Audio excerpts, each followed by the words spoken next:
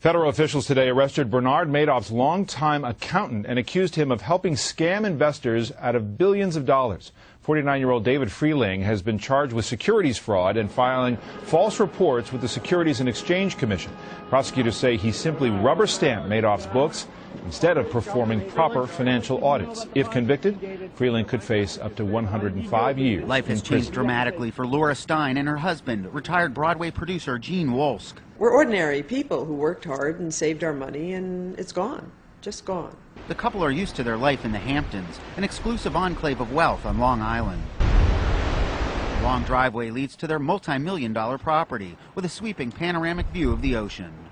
Now all their money is gone, allegedly swindled by the man who owns the home across the street, Bernard Madoff. We were in awe of him. We thought we were the luckiest people in the world. Now they can't even afford to buy a cup of coffee. Stein looks for senior discounts to buy food, and at the age of 63 is trying to start a weight loss business. Her husband, 80 years old, is partially disabled. I have no idea where we'll live. They're trying to sell or rent their house, which is decorated with posters of shows Wolsk produced, like Driving Miss Daisy and Forever Plaid. It's like being knocked off the top of a building. Bernard Madoff is like some little maggot that crawled out under a rock and managed to have a brain enough to do something that injured a number of people. I can't waste time on him. Stein is instead focusing her outrage on the Securities and Exchange Commission, which she says failed to protect her even as she paid taxes year after year on money that didn't really exist. For the regular investor out there, I want to say to you, beware. You don't need Bernard Madoff to be in big trouble these days. And we have regulatory agencies that are not doing their job. The couple would regularly get these official-looking statements from Madoff showing they own stocks in companies like Microsoft, Pepsi, and Exxon. They now know too late that these trade statements are complete fabrications. Ted Shaffrey, The Associated Press, reporting from the Hamptons in New York. Madoff, what do you have to say for yourself? Bernard Madoff's alleged investment scheme that cost money managers $50 billion has turned tragic, costing one investor his life. Police discovered René Thierry Magon de la Villouche dead in his Manhattan office early Tuesday. The 65-year-old French executive lost more than $1 billion of his client's money to Bernard Madoff. He committed suicide. They say both wrists were slashed. Villouche lived here in Westchester County with his wife.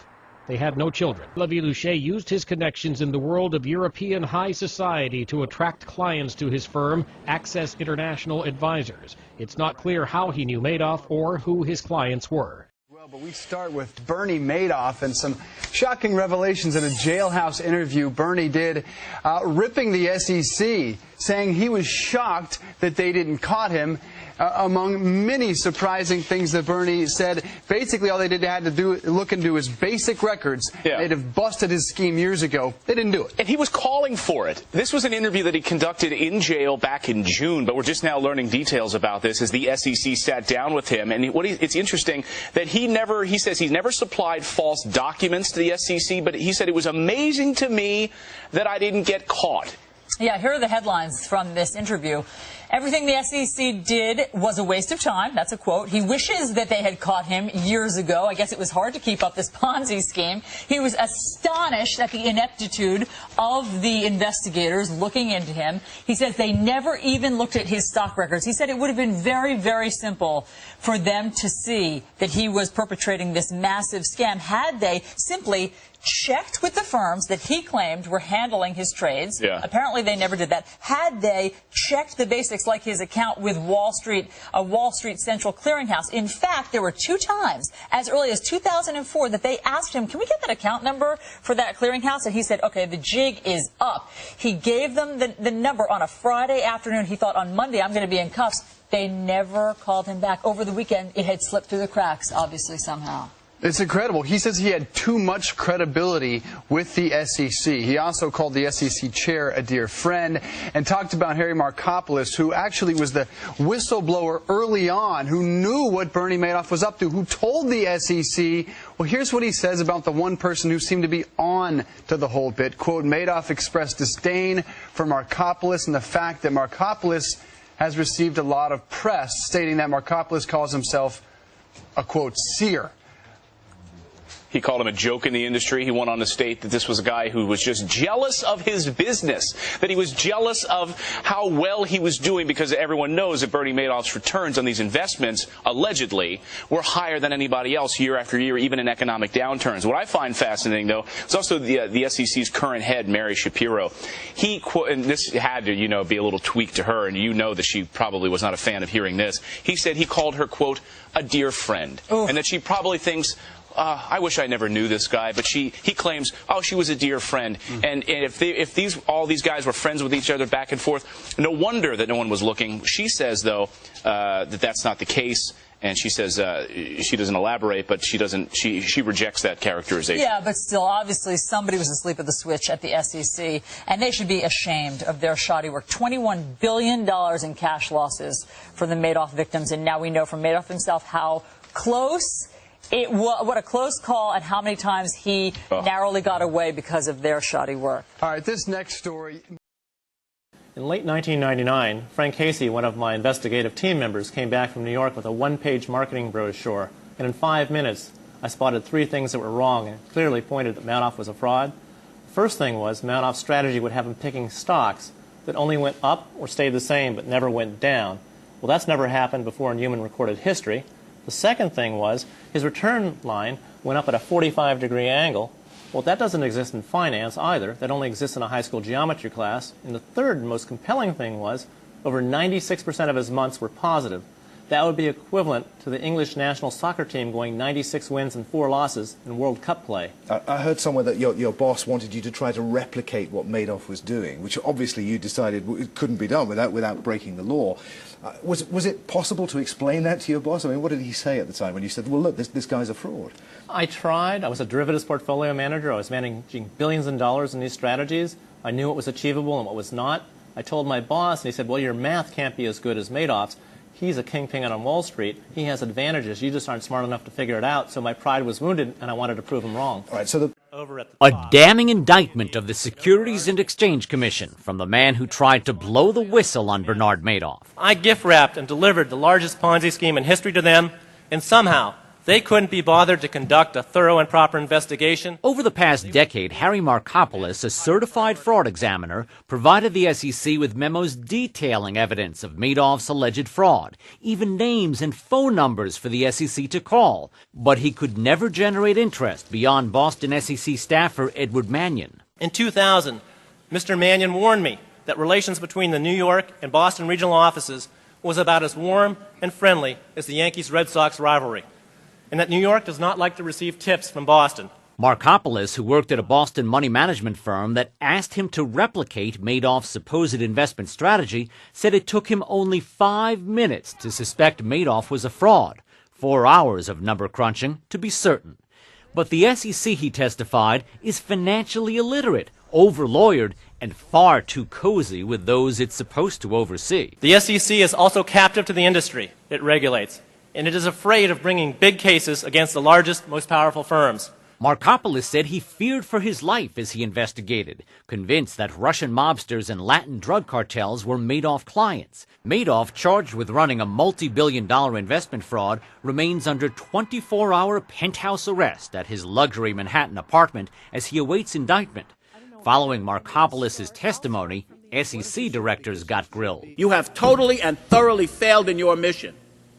Don't you get it? I only have 5 minutes. Someone better start. Let me start with enforcement. We began an investigation in 2006, and it was closed without action. Markopoulos said he'll expose a mini Madoff who's engaged in a $1 billion fraud when he meets on Wednesday with SEC Inspector General David Kotz, who's investigating the Commission's failure in the Madoff matter. For CNNMoney.com, I'm Alan Chernoff. Well, I'll tell you, not too much other than more and more people, certainly, as the day goes on, are passing by and stopping to stare up at this apartment building where Mark Madoff's body was found. As you indicated, strangely enough, this comes on the second anniversary of the arrest of Bernie Madoff 2 years ago for that Ponzi scheme. But now back to what happened to Mark Madoff. It was very stunning developments. Apparently, he hanged himself from a pipe in the living room ceiling while his 2-year-old son was asleep in another room. Here's what police say happened. That before he died, Mark Madoff sent an email to his wife, who is not here. She is in Florida. And he said words to the effect of, "Someone should check on our son." At that point, Mrs. Madoff from Florida called her father, and he came over to the apartment, and that's when he made the discovery. Mark Madoff, as we said, hanging from the ceiling of the living room with a black dog's leash belonging to the family pet around his neck. Now, the police spent several hours here at the scene before they allowed the medical examiner's office to remove Madoff's body from the apartment, and an autopsy will be performed tomorrow.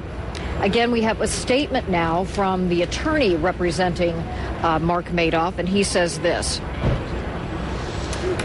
Mark Madoff took his own life today. This is a terrible and unnecessary tragedy. Mark was an innocent victim of his father's monstrous crime who succumbed to 2 years of unrelenting pressure from false accusations and innuendo. We are all deeply saddened by this shocking turn of events. And of course, one of many questions we have, Deborah, is, was a suicide note left behind? We don't know the answer to that question. I will tell you this, as people continue to stream by here and check things out, I want to pan up to the apartment building. Mark Madoff and his wife and 2-year-old son lived on the 4th floor. They took up the entire floor there, and that's where police have been conducting their investigation into the circumstances surrounding his death. Was he depressed? Well, good question. Certainly he has been slapped with 2 very serious civil lawsuits. One filed just a couple of years ago and one filed on December 8th, just a few days ago. That one going after him for millions and millions of dollars, not only him but his brother, as well as Bernie Madoff's brother. Bernie Madoff, of course, is serving a life sentence in federal prison. We have no confirmation as yet as to whether he has been informed of his son's apparent suicide. Deborah? David Freeling pleading guilty to 9 counts and facing a max of 114 years for his role in this country's largest Ponzi scheme. Adam Shapiro is at the federal courthouse in Lower Manhattan with more on this developing story. Adam?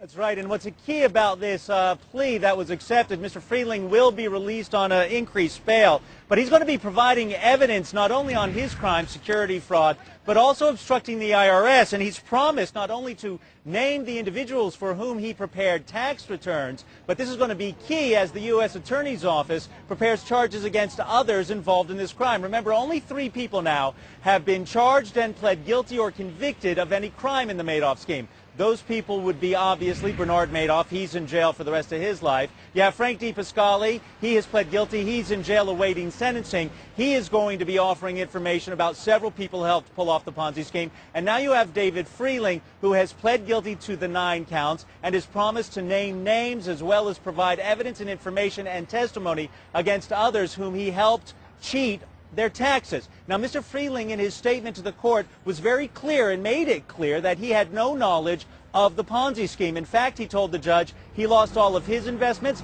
he lost his whole family's investments, his children's investments, and his father's retirement. One other thing that is now publicly confirmed is that Mr. Freeling went to work for Mr. Madoff because his father-in-law, Jerome Horowitz, was the auditor for Mr. Madoff. Who introduced Jerome Horowitz to Bernard Madoff? Well, this has been known, but it was stated again in court. Ruth Madoff, Bernard Madoff's wife, her father originally hired Jerome Horowitz back in 1963. So Mr. Horowitz met Mr. Madoff in 63, worked for Mr. Madoff up until he retired in 1998, and he brought in his son-in-law, Mr. Freeling, in 1991. So the plot gets thicker, as people would say, and the U.S. Attorney prepares its cases with help now from not only Frank DePasquale, but also Mr. Freeling, the auditor, as their key evidence and key witnesses against those who have yet to be charged. Back to you. Adam, thank you for that. Adam Shapiro in